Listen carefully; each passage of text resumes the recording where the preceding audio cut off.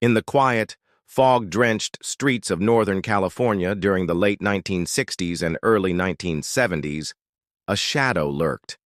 A shadow whose presence was felt not only in the streets, but also in the homes of those who would never know when it would strike. The cryptic messages and eerie letters that appeared in newspapers were as chilling as the murders themselves. This killer, known only by the symbol of a zodiac, captivated the region and later the world with his twisted mind games. It was the summer of 1968 when the terror began to seep into the lives of the residents of Vallejo, a small city in the Bay Area. On the evening of July 4, 1968, at Blue Rock Springs Park, a couple, James and Christine, were parked in their car enjoying a quiet evening under the stars. The sounds of fireworks were fading in the distance when suddenly the vehicle was approached by a man who, without warning, opened fire on them. James was hit in the back, and Christine was struck in the leg, but miraculously, they both survived. The man, wearing a hooded costume with a symbol resembling a cross circle, stood by their car and watched them before retreating into the darkness. The police, desperate for answers, received an anonymous call shortly after the attack. The voice, on the other end, claimed responsibility for the shooting and provided details only the killer could have known. He mocked the police for their inability to catch him and bragged about his work. The chilling call ended with the man's signature, a symbol, a cross within a circle, that would come to represent the killer. In the days following the shooting, a cryptic letter arrived at the Vallejo Times-Herald, taunting the authorities and the public. It was a message of self-congratulation and an open challenge to the police. The Zodiac Killer, as he would come to be known, stated that he had more victims and promised further bloodshed. Along with his letter was a cipher, a complex set of symbols and numbers that would bewilder cryptographers and law enforcement for years to come. As the summer turned to fall, the Zodiac's reign of terror continued. On December 20th, 1968, school students Brian and Betty were parked at Lake Herman Road, a secluded spot near Benicia, when they, too, became targets of the Zodiac.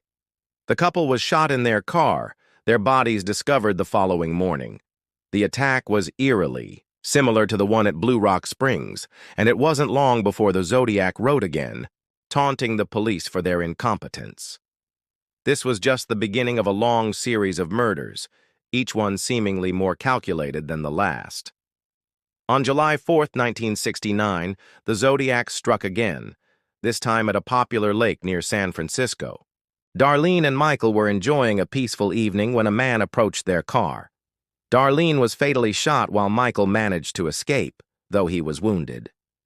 The Zodiac's letter arrived shortly after, detailing the crime and providing more cryptic symbols, all of which seemed to mock the police and their inability to apprehend him. With each murder and each cryptic letter, the Zodiac's notoriety grew.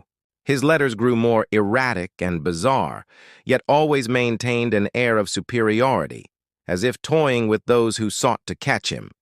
He frequently referenced his desire for fame and made demands for the media to publicize his letters. He mocked the police, and his disdain for their investigation was evident in every word. But the Zodiac wasn't done. In 1970, a couple, Greg and Mary, were ambushed on a lonely stretch of road. Greg was shot several times but managed to survive the attack. Mary, however, was found dead, her body gruesomely mutilated, a disturbing pattern emerging from the violence.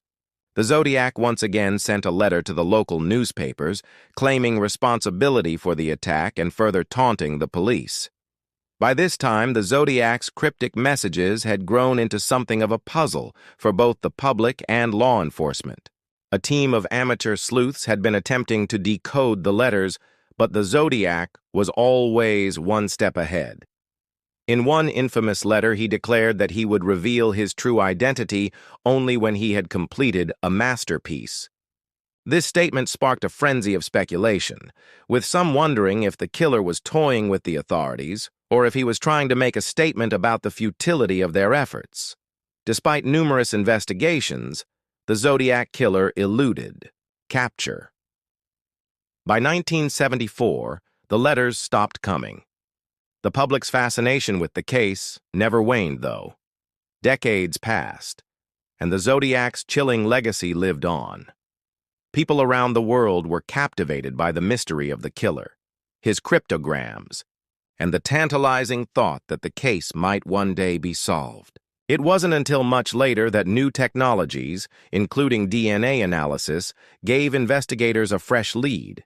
In the 1990s, new forensic techniques allowed police to match evidence from the crime scenes to potential suspects, but no concrete answers emerged. And while there were theories and suspects, some of whom were never fully investigated, no one was ever officially named as the Zodiac Killer. The most famous suspect was a man named Arthur Ace Dunbar, a local resident who had a history of criminal activity and who had been seen near the crime scenes. Though many believe Dunbar might have been the Zodiac, no hard evidence ever surfaced to make an arrest. Another suspect who gained traction in the 1980s was a former police officer named Gregory Calloway, who had been linked to the case through circumstantial evidence and questionable behavior in his personal life. Then there was the theory of the Zodiac rebirth. Some believed that the Zodiac Killer might have never stopped his violent campaign, but simply changed his methods and locations.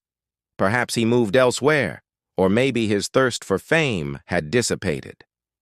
For many, the true identity of the Zodiac Killer remains as elusive as the day he first appeared. The letters, the ciphers, and the haunting mystery are what make the case so compelling.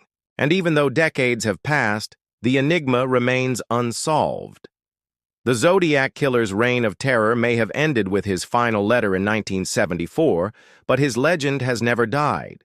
In fact, as time goes on, the mystery of the Zodiac Killer only grows, becoming one of the most infamous and perplexing unsolved serial killer cases in American history. His cryptic letters, taunting tone, and eerie symbol have become ingrained in popular culture, and the unsolved mystery continues to attract armchair detectives, historians, and true crime enthusiasts who are desperate to know the truth. The hunt for the Zodiac Killer may have faded from headlines, but for those who still question the cryptic clues, the haunting letters, and the lives lost, the case will never be truly closed. Was the Zodiac a genius or merely a sadistic killer? His identity remains a riddle, one that perhaps will never be solved. But one thing is certain: the Zodiac Killer left a mark on history, one that continues to captivate and puzzle the world even today.